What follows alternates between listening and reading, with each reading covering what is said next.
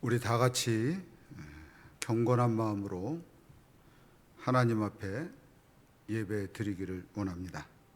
다 같이 묵도함으로써 하나님 앞에 예배 드리도록 하겠습니다. 묵도하겠습니다.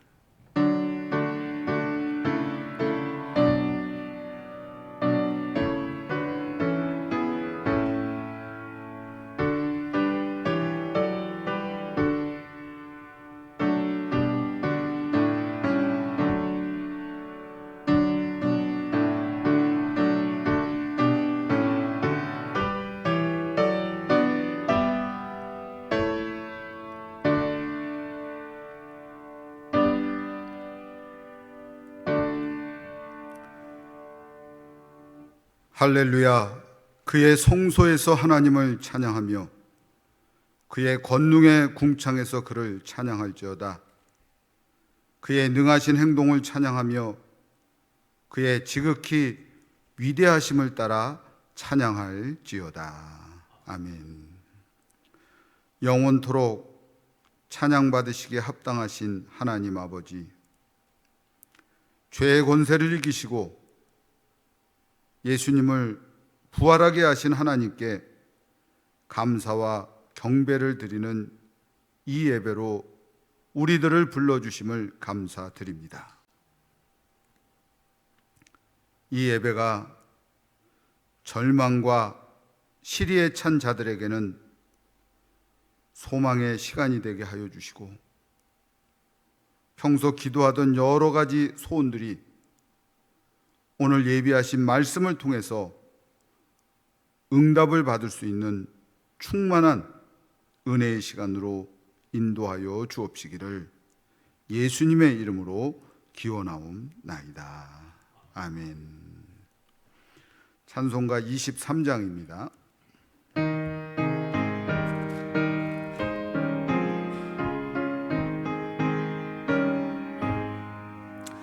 만입이 내게 있으면 그 입 다 가지고 내 구주 주시는 종을 늘 찬송하겠네. 내 은혜로신 하나님 날 도와주시고 그 크신 영광 널리 펴 다 알게 하소서. 내 주의 귀한 이름이 날 위로하시고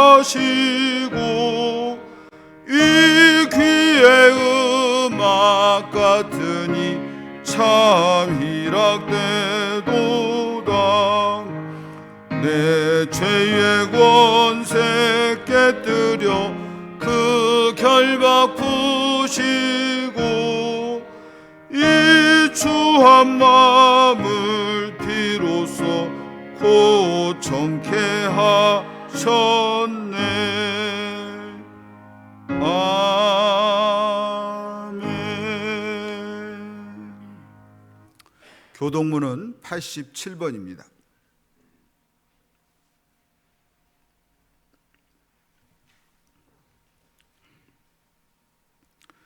또 내가 새 하늘과 새 땅을 보니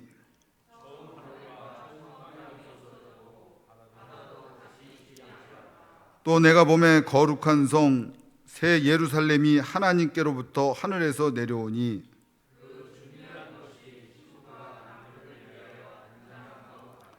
내가 들으니 보좌에서 큰 음성이 나서 이르되 하나님이 그들과 함께 계시리니 그들은 하나님의 백성이 되고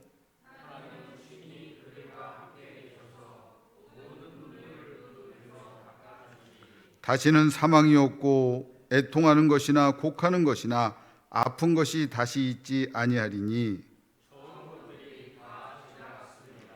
보좌에 앉으신 이가 이르시되 아멘. 사도신경으로 우리의 신앙을 고백합니다.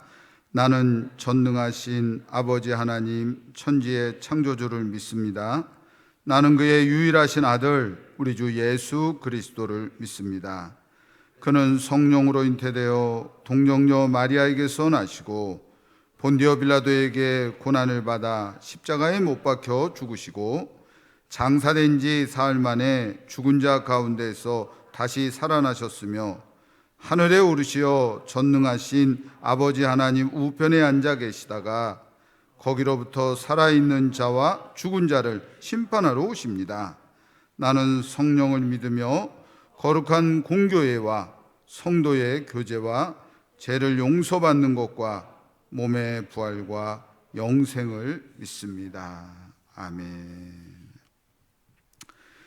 이 시간은 우리의 지난 한 주간의 삶을 되돌아보면서 하나님 앞에 우리의 지은 죄들을 고백하는 시간입니다. 우리는 지난 한 주간에도 마음속에 있는 욕심 때문에 죄를 잉태하는 어리석은 삶을 살았습니다. 불의한 일에 발걸음이 빨랐음을 또한 고백합니다. 악을 가꾸는 일에 또한 우리의 손이 분주했음도 고백합니다. 쾌락의 현장에 우리들의 눈이 집중되었음 또한 고백을 할 수밖에 없습니다. 옛사람의 잘못된 그 습성이 우리 심령 깊은 곳에 뿌리 박혀 있는데도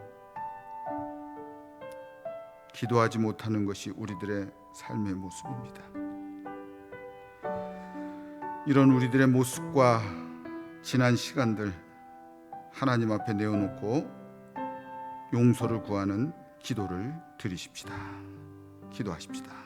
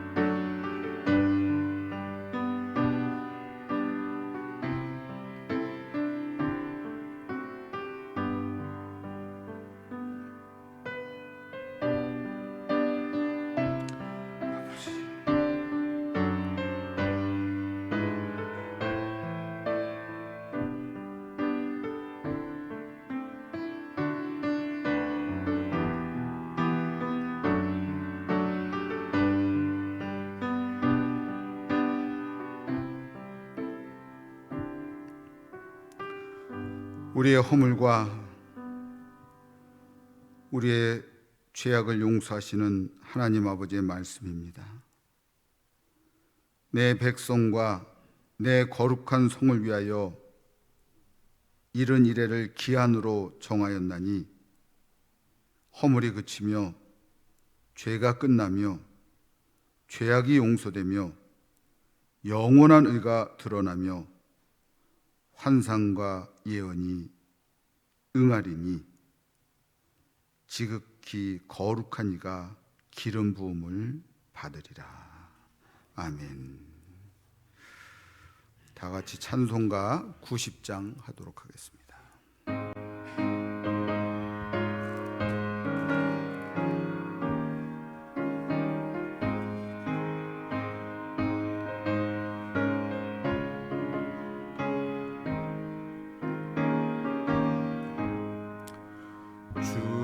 예수 내가 알기 전 날 먼저 사랑했네. 그 크신 사랑 나타나 내 영혼 거듭났네. 주 내 맘에 늘 계시고 나 주의 안에 있어 저 포도비유 같으니 참 좋은 나의 친구. 내 친구 되신 예수님 날 구원하시려고 그 귀한 몸을 버리사 내 죄를 대속했네. 나 주님을 늘 믿으며 그 손을 의지하고 내 몸과 마음을 바쳐서 끝까지 충성하리. 내 진실하신 친구여 그 은혜 내려주사 날 항상 보호하시고 내 방패 되옵소서. 그 풍성한 참 사랑을 믿음이 끊을 소냐. 날 구원하신 예수는 참 좋은 나의 친구. 우리 이 시간에 다 같이 기도할 때 예배를 위해서 이기원 장로님 기도하도록 하겠습니다.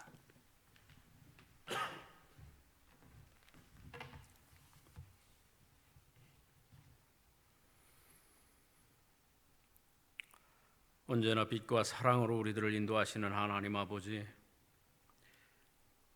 지난주 비록 가정에서의 예배지만 부활의 주님을 맞이하게 하셔서 한 주간을 부활의 기쁨으로 살게 하셨다가 오늘 다시금 거룩하고 복된 날을 허락하셔서 온 마음과 정성을 다해 영과 진리로 예배하게 하심에 감사를 드립니다.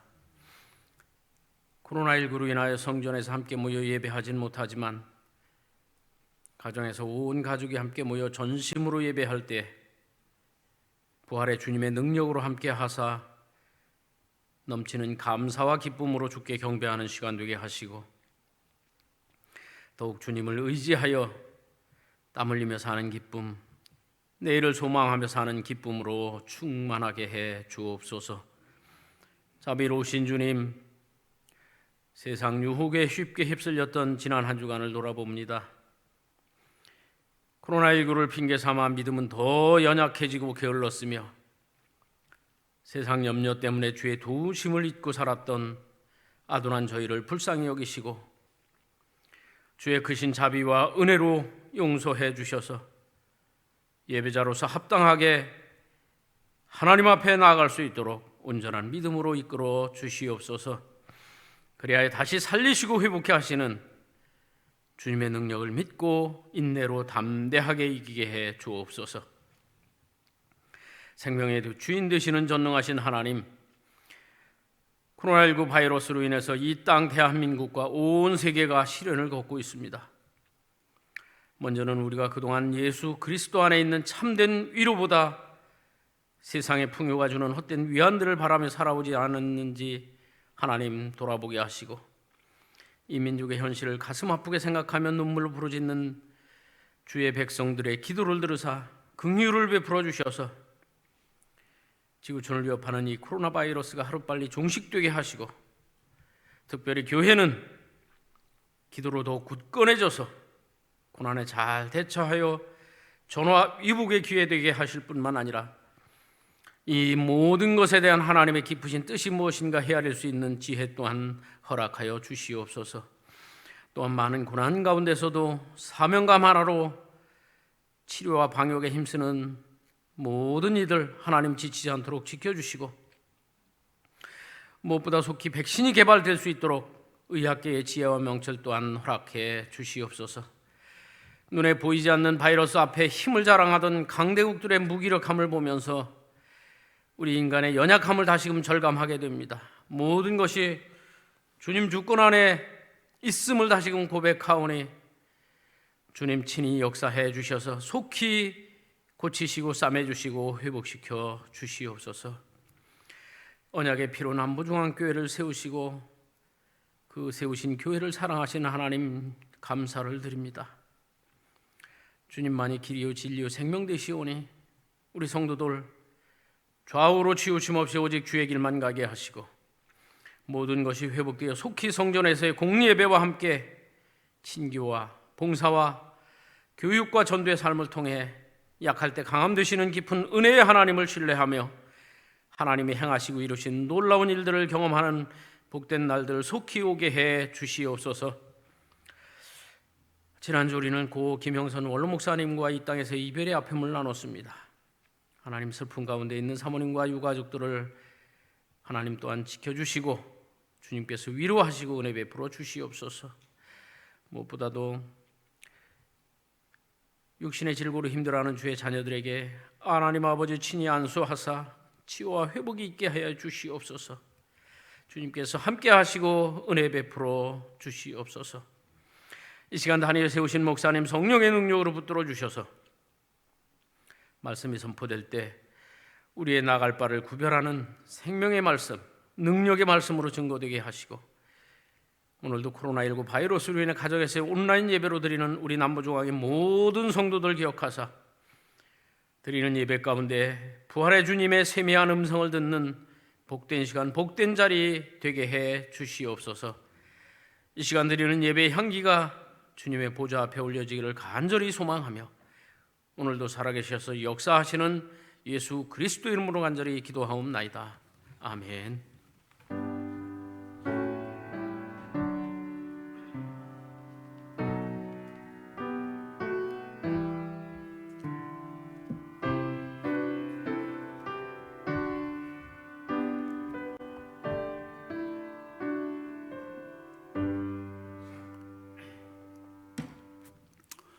오늘 우리에게 주시는 하나님 말씀은 신약에 있는 말씀입니다. 신약 성경 야고보서 5장 7절부터 11절까지의 말씀. 신약 성경 375페이지.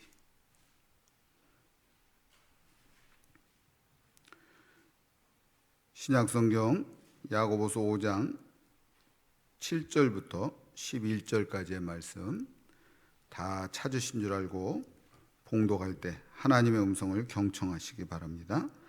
그러므로 형제들아 주께서 강림하시기까지 길이 참으라. 보라 농부가 땅에서 나는 귀한 열매를 바라고 길이 참아 이른 비와 늦은 비를 기다리나니 너희도 길이 참고 마음을 굳건하게 하라. 주의 강림이 가까우니라. 형제들아 서로 원망하지 말라. 그리하여야 심판을 면하리라. 보라 심판주가 문 밖에서 계시니라. 형제들아 주의 이름으로 말한 선지자들을 고난과 오래 참음의 본으로 삼으라. 보라 인내하는 자를 우리가 복되다 하나니 너희가 욥의 인내를 들었고 주께서 주신 결말을 보았거니와 주는 가장 자비하시고 긍휼히 여기시는 이시니라. 아멘. 사랑하는 성도 여러분, 지난 한 주간에도 우리가 흩어져서 예배를 드리고 또 서로 사회적 거리 두기를 하면서 지내고 있지만 주 안에서 승리하셨으리라 믿습니다. 그런 믿음을 갖고 또 오늘 하나님이 주시는 말씀을 함께 나누고자 합니다. 지금까지 무대 위에서 공연이 되었던 연극 가운데 사람들에게 가장 많은 사랑을 받았던 연극이 있다면 아마도 아일랜드 출신의 사무엘 베게트라는 사람이 만든 작품 고도를 기다리며라는 연극이 아닐까 그런 생각이 들어요. 이 연극은 1953년 1월 5일에 처음 프랑스 파리에서 공연이 되었는데 그날 이후로 세계 전 사람들 가운데 100만 명 이상이 이 연극을 관람한 작품이에요. 아주 유명한 작품이에요. 연극이 그렇게 유명한 것에 비해서 내용은 너무 간단합니다. 해질 무렵에 어느 시골길에 떠돌이 두 사람이 고도라는 사람을 기다리면서 의미 없는 대화를 주고받는 거예요. 그런 연극이에요. 그러다가 어떤 한 사람이 나타나서는 고도는 내일 옵니다, 이렇게 가르쳐주고 떠나가 버려요. 그래서 무대 위에 있는 그 두 사람이 또 다시 고도를 기다리면서 시간을 보내는 거예요. 이런 장면이 계속 되다 보니까 관객들이 궁금해하기 시작을 하는 거야. 아니 도대체 고도란 사람은 누구지? 무대 위에 있는 저 두 사람은 왜 고도를 기다리는 것이지? 그리고 이 고도라는 사람은 언제쯤 오게 되는 걸까? 막 이렇게 관객들의 궁금증은 막 더해가는데 무대를 쳐다보면 두 사람은 계속해서 고도를 기다리고 있고, 그러다가 갑자기 막이 내리고 연극이 끝나버리는 거예요. 그래서 이 연극을 관람한 사람들의 평이 대부분 두 가지를 얘기를 해요. 하나는 내용이 너무 허무하다라는 거예요. 그리고 다른 하나는 내용이 너무 부조리하다라는 거예요. 왜 부조리하는가? 무대 위에 있는 그 두 사람은 처음부터 이 고도라는 사람이 오지 않을 줄 알면서도 기다리는 척 했다라는 거예요. 오지 않을 것을 기다리는 것, 그게 부조리하다, 그런 평들이 있는 연극이에요. 근데 여러분, 무엇이 이렇게 내용도 별로 없는 것 같은 이 연극에 100만 이상의 사람들이 열광을 하면서 그 연극을 줄을 서서 본 것인가? 여러분, 작가는 이 연극을 통해서 뭘 말하고 싶어 하는 것일까? 곰곰이 생각해 보면 두 가지 정도로 생각이 되는데, 하나는 인간의 삶이라고 하는 것은 기다림이라는 거예요. 그걸 말하고 싶어 하는 것 같아요. 만약 그게 작가의 의도가 맞다면 저는 그 작가의 생각에 전적으로 동의합니다. 정말 우리가 조금만 생각해 보면 인생은 기다림이라는 걸 알 수가 있어요. 기다림이 없는 삶을 우리가 정말 생각할 수 있느냐? 어림없는 삶, 어림없는 생각이라는 거예요. 여러분, 병원에 입원한 사람은 퇴원할 날을 기다리면서 살아갑니다. 군에 입대한 자식은 제대할 날을 기다리면서 살아가고요. 감옥에 갇힌 자들은 출소할 날을 기다리면서 살아가는 거예요. 대학을 졸업한 친구들은 취직할 날을 기다리면서 살고, 사랑하는 두 남녀는 결혼할 날짜를 기다리면서 살아가는 거예요. 전세방에서 살아가는 사람은 언젠가는 나도 집을 살 수 있지 않겠나 하는 기다림 속에서 살아가는 게 인생이에요. 그런 면에서 생각해 보면 인생은 기다림이다, 얼마든지 그렇게 정의할 수 있다는 겁니다. 그리고 여러분, 이 연극의 작가는 연극을 통해서 이야기하고 싶어하는 또 한 가지 주제가 있는 것 같아요. 그거는 기다림 그 자체가 현대인들의 삶에 위로를 주고 또한 평안을 주고 행복을 준다라는 그런 메시지를 전하고 싶어 했던 것 같아요. 우리들 경험을 비추어 보면 기다림이라고 하는 것은 이게 뭔가 가능성이 있을 때 그게 우리의 삶에 소망이 되고 위로가 되고 행복이 될 수 있지만, 가능성이 없는 기다림, 여러분 한번 생각해 보세요. 오히려 이건 실망을 안겨주고 사람을 절망하게 만들어요.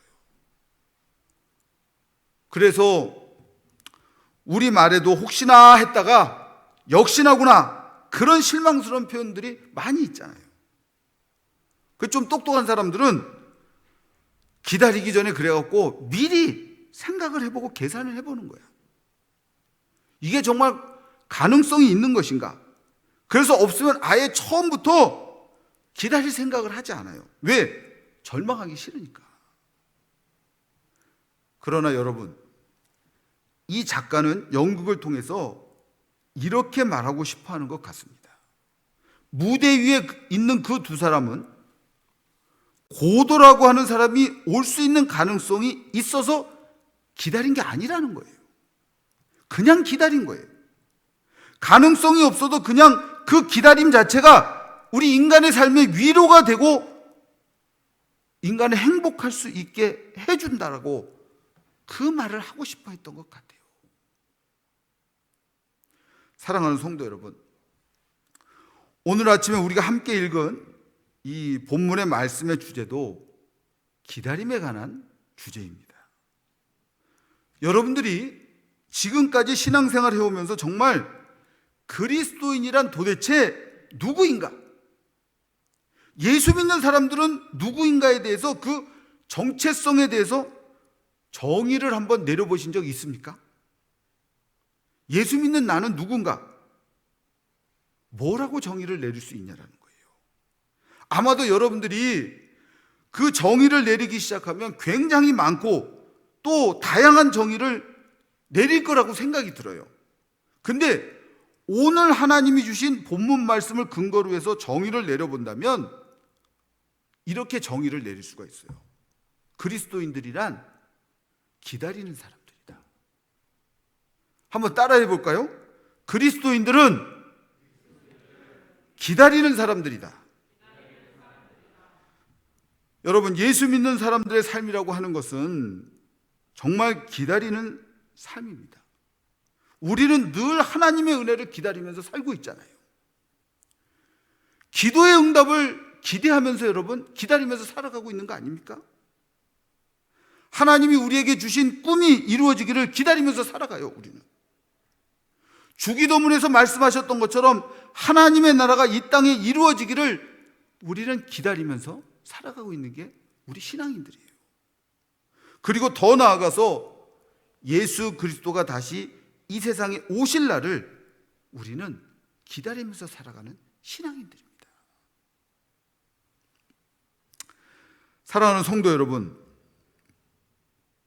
우리 그리스도인들을 기다리는 사람들이라고 정의를 내릴 수 있는 것처럼 우리 기독교에 있어서 가장 중요한 신앙의 내용 중에 하나도 바로 기다림이에요. 근데 그 기다림의 신앙은 다른 종교에서는 볼 수 없는 우리 기독교만이 가지고 있는 아주 독특한 내용 중에 하나라는 거예요. 흔히들 질문하기를 예수 믿는 사람들 뭘 믿습니까? 여러분 뭘 믿는 거예요? 응? 믿음의 내용이 도대체 뭡니까? 그렇게 물어볼 때 우리의 대답은 굉장히 궁색할 때가 많아요. 근데 사실은 여러분 그거 어려운 일 아니에요. 기독교는 무엇을 믿는 종교인가? 그 믿음의 내용을 잘 요약해 놓은 것이 우리가 매 주일마다 조금 전에도 우리 고백했어요. 예배 드릴 때 함께 암송하는 사도신경 안에 다 들어있어요. 사도신경 이 내용 안에 있는 믿음의 내용 요약을 해보면 8가지가 열거가 되어 있는데 첫째는 하나님에 대한 믿음이에요. 둘째는 예수님에 대한 믿음이에요. 셋째는 성령님에 대한 믿음이고 넷째는 교회에 대한 믿음이고 다섯 번째는 성도의 교제에 대한 믿음이고 여섯 번째는 죄가 용서를 받는 것에 대한 우리의 믿음입니다. 그리고 일곱 번째는 몸이 다시 사는 것에 대한 믿음이고 마지막으로 여덟 번째는 영생에 대한 믿음의 고백이에요. 이게 우리의 믿음의 내용입니다. 아주 우리 기독교 신앙의 중요한 내용들이에요. 근데 그 8가지 항목 가운데 비교적 신앙의 내용이 많은 것이 뭐냐면 두 번째 있는 예수 그리스도에 대한 신앙, 믿음이에요. 우리는 어떤 예수님을 믿는 것인가? 그건 간단하지 않아요. 그 예수님에 대한 우리의 믿음의 내용이 굉장히 길어요. 첫 번째가 성령으로, 사도신경 보세요 여러분. 성령으로 잉태돼서 동정녀 마리아에게서 나신 예수님을 우리가 믿는 거예요. 두 번째는 본디오 빌라도에게 고난받으시고 십자가에 못 박혀 죽으신 예수님을 믿는 거예요. 세 번째는 죽었다가 3일 만에 다시 살아나시고 승천하셔서 하나님 오른편에 앉아 계신 예수님을 믿는 거예요. 그리고 마지막은 하나님 우편에 앉아 계신 예수님이 살아있는 자와 죽은 자를 심판하기 위해서 다시 오시는 예수님, 그 예수님을 우리가 믿는 게 우리 예수님에 대한 우리 믿음의 내용이라는 겁니다. 그러니까 우리가 예수님을 믿는다고 그럴 때 그 중에 어느 것 하나만 믿으면 예수님을 온전하게 믿는 게 아니에요. 근데 이상하게도 오늘날 교회들은 이 4가지의 내용 가운데 특별히 예수님이 십자가에 죽으신 그 사건만을 너무너무 강조해서 우리가 신앙생활 하는데 자꾸 그렇게만 신앙생활 하려고 하는 경향이 있다는 거예요. 물론 여러분, 우리 인간이 제가 구원받는 그 구원의 내용 가운데 중심적인 내용이 십자가이기 때문에 그 십자가를 강조할 수는 있지만은, 그러나 그것만 믿어서는 안 된다라는 거야. 그것만 강조해서는 안 된다라는 거야. 왜? 온전한 믿음이 안 되기 때문에. 우리는 예수 그리스도의 십자가에서의 죽으심을 믿는 것과 똑같이 그리스도의 부활도 믿어야 되고 예수님의 다시 오심도 믿어야 되는 거예요. 우리가 십자가를 강조하는 것처럼 우리는 부활도 강조해야 되는 것이고, 예수님이 이 땅에 다시 오시는 재림도 강조를 하면서 믿어야 되는 거예요. 사랑하는 성도 여러분, 우리는 예수 그리스도의 재림을 믿을 뿐만 아니라 예수 그리스도의 다시 오심을 기다리면서 살아야만 하는 충분한 이유들이 있습니다. 그 이유 가운데 먼저는 예수 그리스도의 다시 오심은 예수님 자신이 예수님을 믿는 우리들에게 약속을 해주신 것이기 때문에 그래요. 여러분, 마태, 마가, 누가, 요한 사복음서를 읽어보면 알겠지만 예수님이 어쩌다가 툭 던지시는 말로 자신의 재림을 말씀하신 적이 없어요. 얼마나 자주 그리고 자세하게 설명을 해가면서 여러 번 반복을 하면서 강조해서 자신이 이 세상에 다시 오게 되실 것이라는 걸 우리들에게 충분히 가르쳐주고 있거든요. 그리고 여러분, 신약 성경이 가르치고 있는 많은 내용들이 있는데 그 내용들 가운데 가장 핵심적인 내용도 읽어보면 그 중에 하나가 예수 그리스도의 재림에 관한 겁니다. 그리고 성경을 보면 하나님의 예언과 약속의 말씀들이 성경 안에 굉장히 많이 나오는데 그 예언과 약속의 말씀 가운데 아직까지 이루어지지 않는 오직 하나의 약속이 있어요. 그게 뭐냐? 예수 그리스도의 다시 오심에 대한 약속만이 아직 안 이루어지고 있다는 거예요. 그리고 여러분, 성경의 시작은 하나님의 창조로부터 시작하고 성경의 끝은 뭘로 끝나는 거예요? 예수 그리스도의 재림으로 끝나는 겁니다. 그래서 요한계시록의 그 말씀을 보면 내가 진실로 속히 오리라. 아멘. 주 예수여 어서 오시옵소서. 이렇게 성경이 끝나고 있는 거예요. 성경의 시작은 창조고요, 성경의 마지막은 예수님의 재림입니다. 성경의 알파는 하나님의 창조라면 성경의 오메가는 예수님의 다시 오심으로 끝나는 거예요. 근데 여러분, 만약에 여러분들이 오늘이나 내일 언제인지 모르겠지만 하나님의 언제 부르심을 받을지 모르겠지만 만약에 우리가 죽어서 하나님 앞에 갔다고 가정을 한번 해보십시다.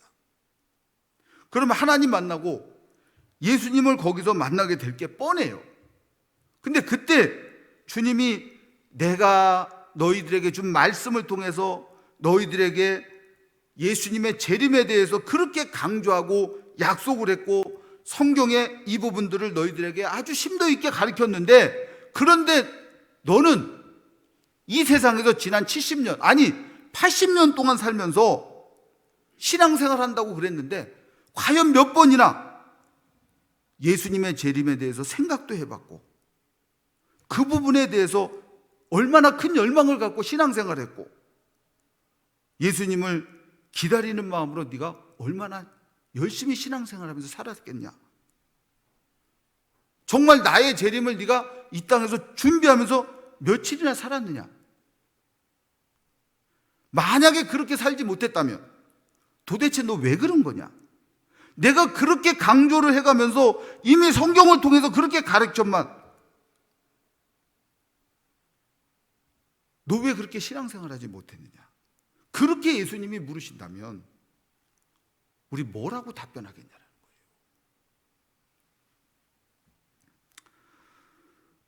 그러면 여러분, 주일 아침 오늘 하나님 앞에 예배 드리면서 우리 자신에게 한번 물어보십시다. 성경은 예수님 재림에 대해서 이렇게 진지하게 말씀하고 있는데, 정말 예수 믿는 나는 왜 예수님의 다시 오심에 대해서는 생각하지 못하고 성경에 말씀한 것처럼 그렇게 예수님의 다시 오심을 이 땅에서 신앙생활하면서 사모하지 않으면서 살아가고 있는 것인가? 한번 물어보자는 거예요. 이유가 뭘까? 여러 가지 이유가 있을 수 있겠지만 그저 간단하게 예를 들면 두 가지 이유가 있을 것 같아요. 그 하나는 우리가 살고 있는 이 세상이 너무 좋기 때문에 그렇다라는 거예요. 이건 참 아이러니한 이야기입니다. 여러분, 우리 기독교와 이 한국 교회가 8.15 해방을 겪으면서 또 6.25를 지나면서 그 시절에 교회에 부흥회들이 많이 있었어요. 근데 부흥회를 했다 하면 부흥 강사들이 와서 빠지지 않고 하는 내용이 뭐냐? 예수님의 다시 오심이에요. 재림에 대한 재림 신앙이에요. 그리고 요한계시록 이야기를 항상 합니다. 제 기억에도 제가 어머님 뱃속에서부터 신앙생활을 하다 보니까 어릴 때 어머님 쫓아서 부흥회를 많이 따라다녔는데 부흥회 다니면서 은혜도 많이 받았어요. 근데 그 부흥회 참여할 때만 보면 요한계시록을 다루지 않는 강사가 거의 없었어요. 오전에 성경 공부 시간이든 아니면 저녁 집회 시간이든 언제나 적어도 한두 번은 예수님 다시 오심에 대한 요한계시록 강해를 했어요. 그래서 어떤 분들은 이렇게 얘기를 하는 분들이 있어요. 아유, 목사님, 그때는 너무 살기 힘들고 암울했던 시기였기 때문에 이 성도들이 기댈 곳도 없고 소망을 둘 곳도 없기 때문에 그저 그냥 예수님 다시 없어서, 다시 와 주시옵소서, 그거 사모한 거 아닙니까? 물론 여러분, 그런 측면이 전혀 없는 건 아니에요. 그러나 그런 부분에 대한 저의 해석은 좀 달라요. 정말 그래서 그런 것이 아니라 정말 우리가 살던 그 시절의 환경이 너무 힘들고 어려웠기 때문에 그때 예수님을 믿는 사람들의 신앙은 순수했기 때문에 그렇다는 거예요. 그 어렵고 암울한 시절을 살았던 우리 믿음의 선배들이 가졌던 신앙은 원색적인 신앙이었어요. 그래서 그 순수한 신앙, 원색적인 신앙이 예수님의 다시 오심, 예수님이 이 땅에 와주시기를 바라는 그 사모함이 굉장했다라는 거예요. 저는 지금도 그렇게 믿습니다. 정말 우리가 이런 것 저런 것 다 버리고 이것저것 계산하지 않고 순수한 신앙을 가지게 되면 우리 신앙의 입맛은 예수님이 이 땅에 오시는 것을 사모하는 신앙으로 갈 수밖에 없어요. 그거 바라보는 믿음이 될 수밖에 없다라는 거야. 근데 여러분, 현재를 살고 있는 이 세상이 너무나 많은 부분에서 우리를 취하게 만들고 있어. 우리 신앙에 뭐 이것도 달라붙고 저것도 달라붙고 너무 많은 것들이 달라붙은 거예요. 예수를 믿어도 우리는 너무 복잡하게 믿는 거야. 순수하지 못한 그런 복잡하고 계산하고 앞뒤 가리고 막 이렇게 하면서 막 그런 것들이 우리들의 순수한 신앙의 입맛을 바꿔버린 거예요. 그래서 예수 그리스도의 다시 오심을 기다리는 순수한 입맛보다는 세속적인 것에, 또 세속적인 어떤 번영과 그 영광, 세속적인 복, 거기에만 그냥 관심을 갖게 된 거예요. 그렇기 때문에 여러분, 진지하게 이쯤에서 우리는 한 번쯤 더 생각을 해봐야 됩니다. 과연 물질적인 풍요만이 하나님의 진정한 축복일까? 그건 물론 사람들마다 다 다를 거예요. 믿음마다 다 다를 거예요. 근데 정말 물질적인 풍요 때문에 주님 다시 오심에 대한 그 순수한 믿음의 열정과 사모함, 기대하는 마음들을 자꾸 잃어버린다면 과연 그 물질적인 풍요가 축복일 수 있겠냐라는 거예요.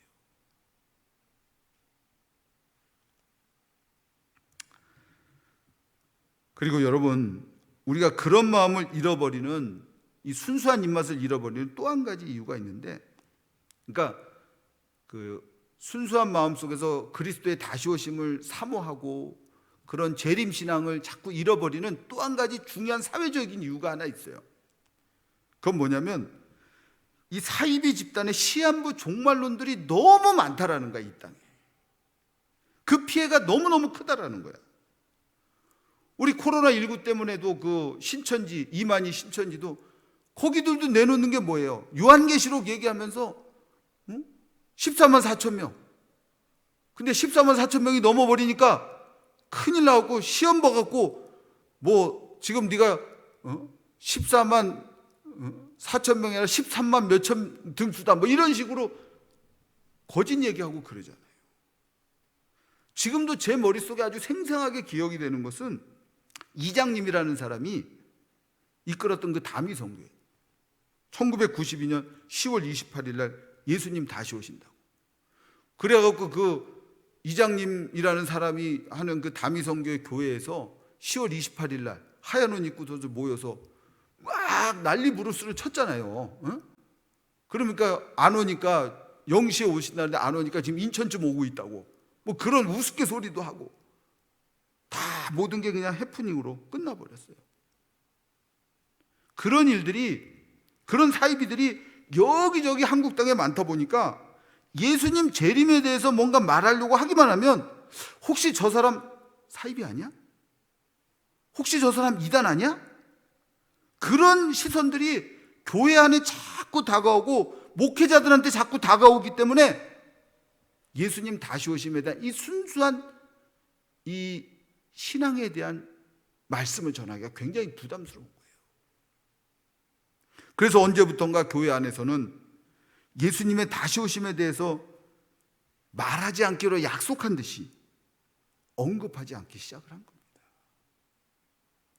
그러나 여러분, 그럼에도 불구하고 믿는 우리는 예수님의 재림에 대해서 말을 해야 하고 예수님의 다시 오심을 기다리면서 신앙생활을 해야 됩니다. 왜 그런가?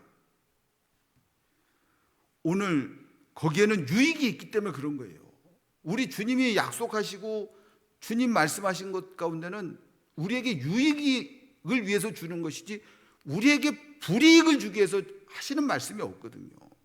근데 오늘 말씀에 보면 특별히 예수님 재림을 기다리라 이렇게 말씀하시면서 그 이유를, 그 유익이 있는데 좀 다른 측면에서 말씀을 해주고 있는데 그게 뭐냐면 예수 그리스도의 재림을 사모하고 기다리면서 준비하면서 사는 것 그 자체가 신앙생활에 유익이 된다라고 말씀하고 있는 거예요. 어떤 유익이 있는가? 그 첫 번째 유익은 여러분, 기다리면은 반드시 행복이 있다라는 거예요. 앞에서도 얘기했잖아요. 기다린다라고 하는 것은 준비하는 겁니다. 준비한다는 것 그 자체가 행복한 거예요. 예를 들어 사랑하는 두 남녀가 결혼 날짜를 잡아놓고 그 결혼을 준비하기 위해서 이것도 사고 저것도 사고 여기도 가보고 저기도 가보고 그 전 과정 자체가 행복해서 하는 거예요, 여러분. 물론 결혼하는 그 날도 행복하고 결혼해서 사는 것도 행복하지만 그 결혼을 준비하는 과정이 행복을 준비하는 과정이거든요. 그리고 여러분, 모처럼 만에 친구들끼리 야 우리 어디 여행 한번 갔다 오자. 여행 갈 계획을 하고 그 여행을 준비하게 해서 약속 잡고 친구들 만나서 수다도 떨고 물품도 구입하고 일정 짜고 그 과정이 행복한 거잖아요. 그렇죠? 그런 것처럼 주님의 재림을 기다리면서 하루하루 준비하면서 사는 삶 자체가 신앙을 갖고 있는 우리들에게는 행복을 준다는 그 말씀입니다. 그래서 이 행복은 여러분 그저 아무나 느낄 수 있는 그런 행복이 절대 아니에요. 정말 예수 그리스도의 재림을 믿음으로 기다리는 그리스도인들만이 누릴 수 있는 아주 특이한 행복이고, 이런 행복은 하나님이 아무에게나 주는 것이 아니라 구원받은 우리들에게만 주는 하나님의 행복이라는 겁니다. 여러분, 제가 앞에서도 얘기했지만 시한부 종말론자들이 10월 28일 이렇게 등등의 날짜를 7월 1일 몇 년 몇 월 7월 1일 왜 자꾸 이렇게 날짜를 꼽아서 주장하는 줄 아세요? 그들은 간단히 말씀드리면 기다림의 행복을 정말 모르기 때문에 그렇게 하는 거예요. 하나님이 재림을 기다리라고 말씀하시면서 그 기다림의 행복이 있다라는 것을 그들은 가짜로 신앙생활하니까 경험을 해보지 못한 거야. 그러니까 예수님이 빨리 와서 뭔가를 끝내주기를 바라는 거예요. 결판 내주기를 바라는 거야. 그 기다림이 행복이 아니라 괴로움이거든, 이 사이비들은. 그래서 자꾸 서두르다 보니까 언제라고 못 박아야 되죠. 못 박으니까 실수하고 그 일로 인해서 잘못해갖고 망하는 길을 걸어가는 거예요. 여러분, 기다림의 행복을 느끼면서 기다리는 사람은 사실 주님이 내일 와도 1년 후에 와도 그 시간이 그렇게 중요한 게 아니야. 약속하신 대로 주님이 와주시는 게 기쁨이거든요. 또 하나, 우리가 예수 그리스도의 다시 오심이 우리 신앙에 주는 유익, 그것은 우리들의 신앙이 새 속에 물들지 않도록 도와준다는 유익이 있어요. 여러분, 우리가 다 경험하는 거지만 사실 우리가 살고 있는 이 세상, 이 사회에서 신앙을 가지고 살기는 너무 힘든 부분이 많아요. 그게 솔직한 마음이고 솔직한 얘기입니다. 때로는 예수님을 믿는다고 하는 그 한 가지 이유 때문에 불이익 당할 때도 많고 또 오해를 받을 때도 굉장히 많고요. 억울한 일 당할 때도 많고 부당한 대우를 받을 때도 많고 또 내가 하고 싶은 거 내 욕심대로 못하는 부분도 굉장히 많아요. 그건 틀림이 없습니다. 그럴 때면 누구나 다 느끼는 거죠. 신앙의 회의감을 느낀다고. 아니, 꼭 이렇게까지 하면서 예수 믿어야 되는 거야? 그래서 적당히 타협을 하고 싶은 유혹도 생기고, 나도 저 안 믿는 사람들처럼 얼마든지 저렇게 할 수 있는데, 그래서 그러고 싶은 생각들이 자꾸 드는 거예요. 그렇지만 한 번쯤 더 생각을 해보면 그래도 역시 예수 믿는 사람들은 신앙을 지켜야 되기 때문에 그런 일들에 대해서 참을 수밖에 없는 거예요. 참아야 되는 거예요. 그렇지 않습니까, 여러분? 근데 가끔 왜 우리가 참아야 됩니까, 목사님? 그 이유를 좀 알려주세요. 그럼에도 불구하고 참아야 된다는 이유가 뭔지 하나님, 나를 좀 설득해 보세요. 그렇게 이야기하는 사람도 있고 그렇게 말하고 싶어하는 사람들도 있어요. 그래서 오늘 본문 말씀이 뭐라고 말씀하시냐면 7절 말씀에 보니까, 그러므로 형제들아 주께서 강림하시기까지 어떻게 길이 참으라고 참아야 되는 이유를 설명해 주고 있는 거예요. 그 이유가 뭐냐? 주님이 곧 다시 오시기 때문이라는 거예요. 그분이 다시 오시면 모든 것을 판단하시고 그분이 심판하세요. 우리의 억울했던 모든 사정들을 주님이 다 헤아리시고 그대로 갚아주시는 거예요. 그 믿음과 그 근거가 우리들에게 있기 때문에 우리는 이 세상에서 참으로 힘들고 억울하지만 또 한 번 참을 수밖에 없어야 되는 것이고요. 참아야만 하는 겁니다. 저는 개인적으로 이 말씀이 참으로 감동이 돼요. 여러분, 하나님이 우리 보고 무조건 그냥 참아라, 무조건 참아라 이렇게 말씀하지 않으세요. 주님이 곧 오시지 않느냐? 주님이 곧 오시겠다고 너한테 약속하고 있지 않느냐? 그러니 그 믿음을 가진 네가 그때까지 참아야 되는 게 믿음이다. 이렇게 말씀하시는 거예요. 그렇게만 말씀하시는 것이 아니라 좀 우리가 그래도 못할 것 같으니까 효과적으로 인내하면서 참을 수 잘 없을 것 같으니까 오늘 말씀에서 3가지 예를 들어서 주님이 우리들에게 설명을 해주는 부분이 나와요. 그 7절 말씀에 보면 농부를 생각해 보라는 거야. 농부는 씨를 뿌리고 열매를 거둘 것을 기다린다라는 거예요. 씨를 뿌리고 나서 저거 열매 맺지 않으면 어떡하나? 농부들은 그런 근심이나 그런 걱정을 하지 않는다는 거예요. 아니, 무슨 믿음이 있어서 왜 그렇게 해요? 열매는 반드시 거두게 된다라는 확실한 믿음, 인생과 삶을 농부의 삶을 통해서 확실한 그런 경험들을 그들이 했기 때문에. 근데 여러분, 사실 따지고 보면 그 열매 누가 거두게 해주시는 거예요? 하나님이 하시는 거죠. 빛도 주시고, 오늘 말씀에 보니까 때를 따라 이른 비와 늦은 비까지 누가 주신다고요? 다 하나님이 주신다라는 거예요. 그러니 농부들이 그런 믿음을 가지고 기다리는 것을 보라는 거예요. 농부들도 그렇게 하는데, 확실하게 살아계신 하나님, 부활하신 예수님이 보장한 약속을 갖고 신앙생활하는 너희들이 왜 못 기다릴 이유가 뭐가 있겠냐라는 거예요. 그래서 참으라고 말씀하시는 거예요.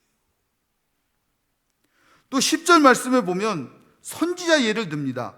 너희들만 그렇게 세상에서 억울한 일 당하고 힘든 일 당하고 막 유혹당하고 그러면서 예수님 믿었다는 거 아니야. 하나님 믿었던 거 아니라는 거예요. 너희들의 신앙의 선배들도, 선지자들도 똑같이 그런 고난과 어려움과 유혹과 핍박, 그래도 그들은 어떻게 했다고요? 다 참고 견디면서 인내를 했다라는 거예요. 그들이 그렇게 할 수 있었다면 구원받은 너희들도 얼마든지 그렇게 할 수 있으니까 힘을 내고 또 한번 인내하고 이겨내라, 그렇게 말씀하시는 것이고요. 세 번째로는 우리가 잘 아는 누구 얘기를 하냐면 욥의 이야기를 합니다. 욥이 당한 고난을 너희들 알고 있지 않느냐?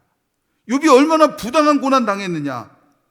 욥이 뭐 그렇게 잘못한 게, 대단히 잘못한 게 뭐가 있느냐? 근데 그는 한순간 자식들 다 잊어버리고 재물 다 빼앗겨버리고 또 병까지 얻어서 얼마나 많은 고통을 당했느냐라는 거예요. 근데 가장 가까이 있는 마누라도 이해해주지 않고 친구들도 다 이해해주지 않았지만, 그래도 욥이 오직 하나님만 바라보면서 이렇게 고백하잖아요. 나의 가는 길을 오직 그가 아시나니 그가 나를 단련하신 후에 내가 정금같이 나아가리라. 오직 하나님에 대한 믿음 하나를 가지고 인내하고 또 인내했다라는 그 말씀이에요. 그리고 나서 11절에 와서 야고보 사도가 이렇게 얘기하죠. 그래서 욥이 어떻게 되었는지 그 결말들 너희들 잘 알고 있지 않아? 여러분, 이 말씀은 오늘 우리들에게 이렇게 얘기하시는 거예요. 너희들이 세상에서 부당한 일 당하면서 이번에도 또 한 번 찾고 억울한 일 당했는데도 그래, 이번에도 내가 믿음이 있으니까 또 인내하자, 내가 또 참자, 주님 다시 오실 걸 내가 믿고 그렇게 살아가니까 내가 인내해야지, 그렇게 하는 모든 참음과 길이 참음을 우리 하나님은 절대로 헛되게 버리지 않을 것이라고 그렇게 얘기하시는 거예요. 하나님이 하나님만 바라보며 욥이 인내를 했을 때 잃어버렸던 모든 재산을 2배 이상으로 돌려주셨던, 그를 축복하셨던 것처럼 우리 신앙생활, 주님 다시 오심을 기다리면서 신앙생활하는, 그러면서 이 땅에서의 어려움을 참고 인내하면서 살아가는 우리들의 결말은 욥의 결말과 같이 하나님이 인도하실 것이다, 그렇게 말씀을 하고 있는 거예요. 사랑하는 성도 여러분, 예수를 믿는 사람들의 삶이란 예수 그리스도의 다시 오심을 믿고 인내하면서 사는 종말론적인 삶입니다. 그래서 초대교회 교인들 인사할 때 어떻게 인사했어요? 마라나타, 주 예수여 어서 오시옵소서, 그렇게 인사를 했던 거예요. 또 어떤 훌륭한 신앙인들은 자기가 일하는 책상 위에 자기 무슨 뭐 부장 누구누구를 써놓지 않고 어쩌면 오늘, 그렇게 써요. 오늘 주님이 오실지도 모른다, 그런 명패를 써놓고 예수님의 다시 오심을 기다리면서 오늘도 참으면서 인내하면서 세상의 부당함을 믿음으로 이겨내려고 오늘도 참으면서 살아가는 신앙들이 많다라는 겁니다. 여러분, 방법은 상관없습니다. 우리로 하여금 예수님의 다시 오심을 생각나게 만들고 예수님의 다시 오심을 기다릴 수 있게 만들고 준비할 수 있게만 만든다면 어떤 방법이든 무슨 상관이겠습니까?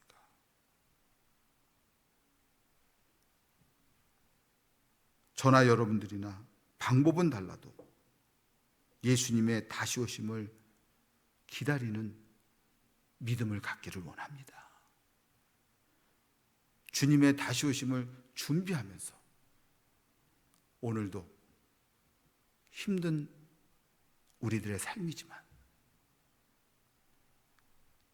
정말 억울한 일들을 당하는 세상의 삶의 모습이지만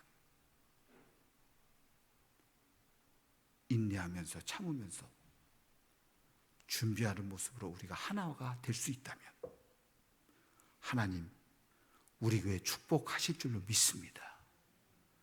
우리 성도들 각자의 삶과 가정 하나님이 저는 책임지어 주실 줄로 믿습니다. 그리고 그런 일에 더 열심히 낼 수 있는 우리 남부 중앙교회가 되기를 주님의 이름으로 축원을 드립니다. 기도하겠습니다.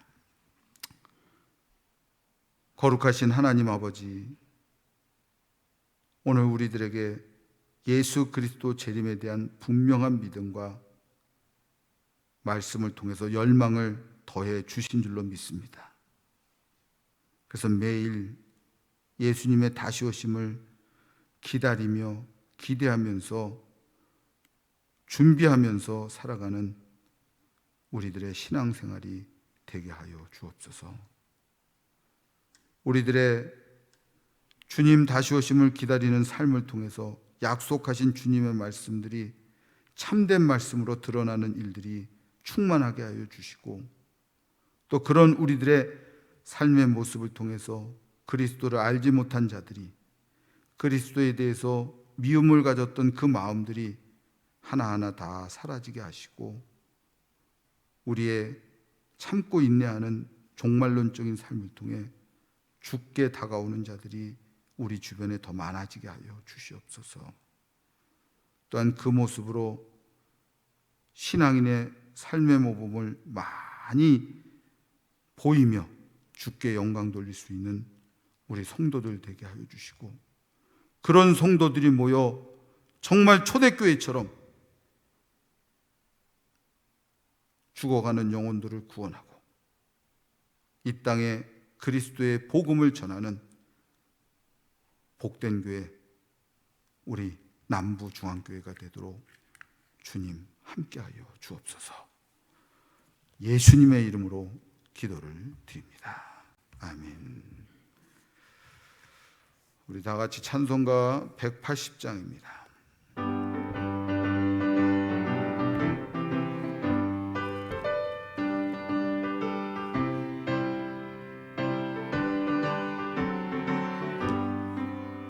하나님의 나팔 소리 천지진동할 때에 예수 영광 중에 구름 타시고 천사들을 세계 만국 모든 곳에 보내어 구원받은 성도들을 모으리. 나팔 불 때 나의 이름, 나팔 불 때 나의 이름, 나팔 불 때 나의 이름, 부를 때에 잔치 참여하겠네. 무덤 속에 잠자던 자 그때 다시 일어나.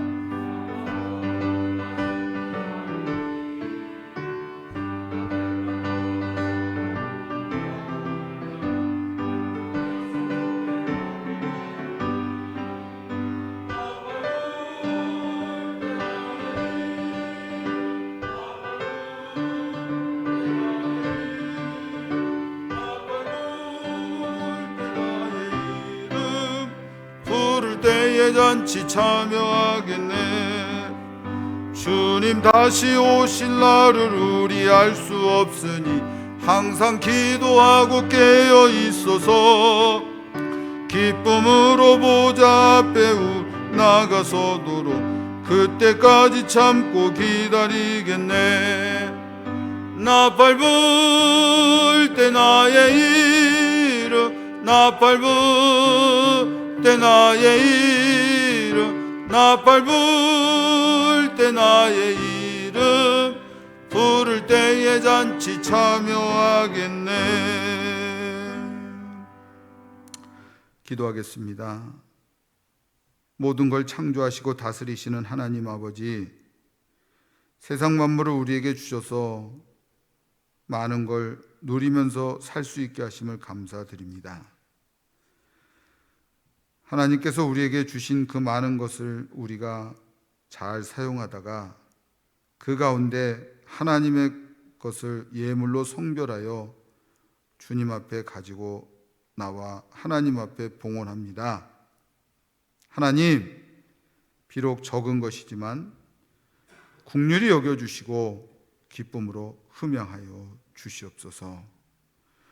온전한 11조 예물을 드리는 주의 성도들을 기억하시고 주께서 약속하신 복된 것들로 채워 주실 줄로 믿습니다. 범사에 감사하며 예물 드리는 주의 성도들에게는 이 땅에 살면서 감사할 수 있는 일들이 더욱더 많아지게 하여 주시옵소서. 건강과 또 여러 가지 기도 제목이 있어서 기도하는 마음으로 주 앞에 나온 주의 자녀들, 주님 앞에 마음과 뜻과 정성을 다 모아 이렇게 헌금하며 봉헌하며 나아가면서 기도할 때 그 문제들이 주 안에서 해결되는 응답을 얻게 하여 주시옵소서. 성교 예물 드리는 성도들의 기도와 기대대로 어려운 중에도 복음이 땅끝까지 전파되는 일들이 쉬지 않는 역사가 나타나게 하여 주시고, 예물이 쓰이는 곳곳마다 하나님의 축복이 임하게 하여 주셔서 하나님의 능력으로 30배, 60배, 100배의 놀라운 일들을 경험할 수 있게 하여 주시옵소서. 구역 식구들의 마음을 담아 구역 헌금을 드립니다. 그 외에도 거룩한 주일을 기억하며 주님 앞에 나와 주정 헌금을 드립니다. 드리는 예물들마다 하나님 받아주시고 부족하고 열악한 환경 속에서도 평안과 기쁨과 믿음으로 사는 축복들이 넘쳐나게 하여 주시옵소서. 감사드리며 예수님의 이름으로 기도를 드립니다. 아멘.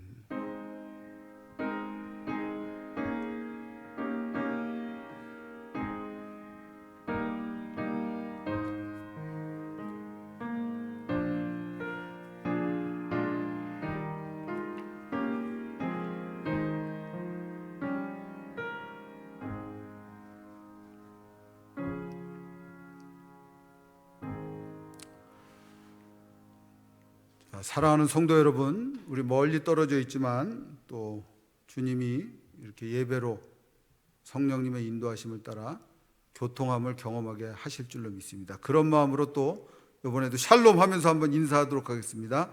샬롬, 평안하시길 바랍니다. 자, 교회 소식을 전합니다. 오늘 예배는 온라인 예배로 주일 예배를 드립니다. 유튜브에서 남부중앙교회, 아마 지난주에 다들 검색하셔서 많이들 영상으로 예배를 드리신 줄로 알고 있습니다. 이번 19일도 그렇게 예배 드리니까 여러분 기도하면서 9시나 11시에 영상을 트셔서 예배를 드리시기를 바랍니다. 공예배는 아직 확정은 안 됐지만 다음 주부터 한번 기도로 준비하면서 시작을 해볼까 생각을 하고 있습니다. 확정된 건 아닌데 사회적 거리 두기에서 생활 방역으로 오늘 나라에서 정하는 걸 보고 4월 말이든 아니면 5월 초든 그렇게 생각을 하고 있습니다. 물론 상황이 바뀌면 또 그 계획도 바뀔 수 있고요. 그래서 여러분 이 주보의 그 합심 기도 제목 가운데 우리가 일주일 동안, 요번 주 일주일 동안 좀 우리 예배당에서 드리는 이 예배가 이루어질 수 있도록 아침 저녁으로 좀 기도를 해 주셨으면 좋겠습니다. 아침에 일어나자마자 새벽 기도하는 마음으로 공예배를 위해서 한 3분에서 5분 정도 그렇게 기도해 주시고, 저녁에는 직장을 갖고 계신 분들은 퇴근을 하고 귀가하자마자 공예배를 위해서 기도해 주시고, 또 이렇게 저녁에 평안 안식을 좀 취하실 수 있으면 좋을 것 같고요. 직장을 다니지 않는 학생이나 가정주부 등등은 자꾸 잊어버려요. 저도 집에 있다 보니까 깜빡할 때가 있는데, 요즘 8시로 뉴스가 바뀌었는데 9시 KBS 뉴스가 시작하기 바로 3분 전에 그렇게 좀 하면은 머리에 남을 것 같아서 일부러 제가 그렇게 좀 못을 박아서 그렇게 얘기했습니다. 그래서 물론 이 결정은 당회가 이제 또 모여서 할 건데, 지금 뭐 한 8일째 50명 이하로 지금 그 코로나 환자들이 줄어드는 상황이니까 그게 잘 진행이 되면 이 사회적 거리두기를 교회 안에서 연습하면서 방역하면서 예배를 할 수 있도록 그렇게 우리가 기도했으면 좋겠습니다. 다 그렇게 해주시기를 부탁을 드립니다. 자, 그리고 뭐 특별히 다른 건 없고, 헌금은 지난주에도 우리가 잠깐 이 온라인 예배를 드리면서 헌금도 하셨고, 주중에 안내받기 원하시는 분들 교회로 전화 또는 우리 부목사님한테도 연락해 주시면 언제든지 저희가 가서 그렇게 안내를 해드리고, 또 재정부로 그리고 온라인으로 계좌로 헌금하실 수 있는 분들은 헌금을 해 주시기를 부탁을 드립니다. 세례식 좀 흩어져 있지만 우리가 전화나 이런 건 할 수 있으니까 세례식 준비 받기를 원하시는 분들은 구역장님들이 좀 전화하셔서 확인을 해보시고요. 우리 청년부나 청소년부에서도 날짜는 아직 안 정했는데 코로나 상황이 끝나면 이제 일정을 잡아서 교육도 하고 이러려고 하니까 일단 파악을 좀 해주시기 바라고요. 이제 좀 있다가 교회 소식 끝날 부분에 그 영상을 하나 이렇게 만들어서 여러분들한테 보여드릴 텐데, 교회 3층 우리 방송실하고 그 목양실, 남성교회실, 여전도회실 사이에 있는 베란다에 우리 청년들은 보더니 그러더라고요. 남부 가든이라고 그렇게 얘기를 하는데, 그런 쉴 수 있는 공간을 마련을 했습니다. 그래서 그 영상은 한번 이제 틀어 드릴 겁니다. 유튜브로 주일 예배 드릴 때는 방송 영상이 나갈 테니까 한번 보시고, 교회 오시면 거기서 쉬시고 또 담소도 나누시고 교제도 하시고, 그리고 우리 뭐 교회 학교 또 우리 청년부 뭐 수련회 할 때 거기서 좀 죄송한 얘기지만 무슨 이렇게 고기도 구워 먹을 수 있고 이렇게 또 교제도 할 수 있는 그런 공간이 되니까 한 번씩 여러분들 교회 이걸 보고 이제 교회 올 날을 손꼽아 기다리라고 이제 영상을 만들었습니다. 그러니까 그렇게 해 주시기를 부탁을 드립니다. 자, 마지막으로 한 주간 또 우리가 흩어져 있지만 기도하면서 서로를 위해서 기도하면서 한 주간 승리할 수 있기를 주님의 이름으로 다시 한번 축복합니다. 자, 이제 우리 파송의 노래 패송 하도록 하겠습니다.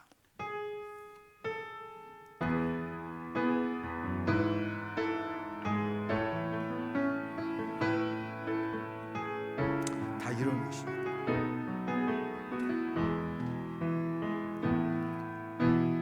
내게로부터 눈을 들어 주를 보기 시작할 때 주의 일을 보겠네. 내 작은 마음 돌이키사 하늘에 꿈꾸게 하네. 주님을 볼 때 모든 시선은 주님께 드리고 살아계신 하나님을 느낄 때 내 삶은 주의 역사가 되고 하나님이 일하기 시작하네. 성령이 나를 변화시켜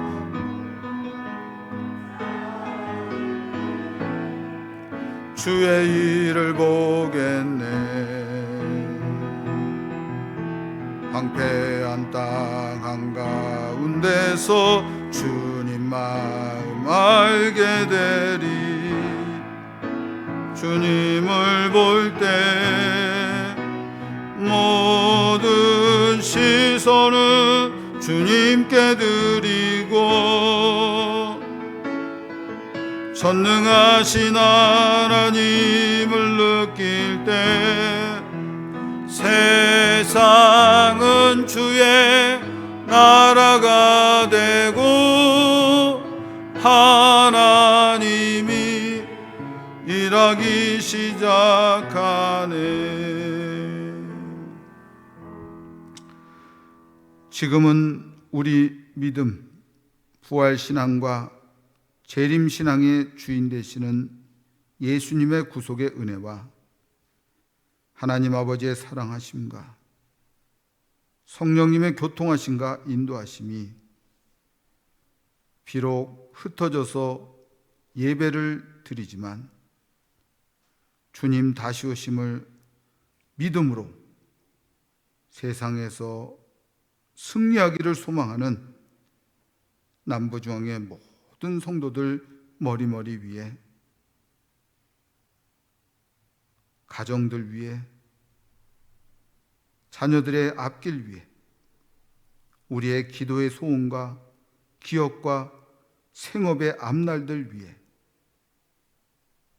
그리고 하나님 사랑하는, 또 하나님이 지극히 사랑하는 우리 남부중앙교회 위에 영원토록 함께 없시기를 간절히 축원하옵나이다. 아멘.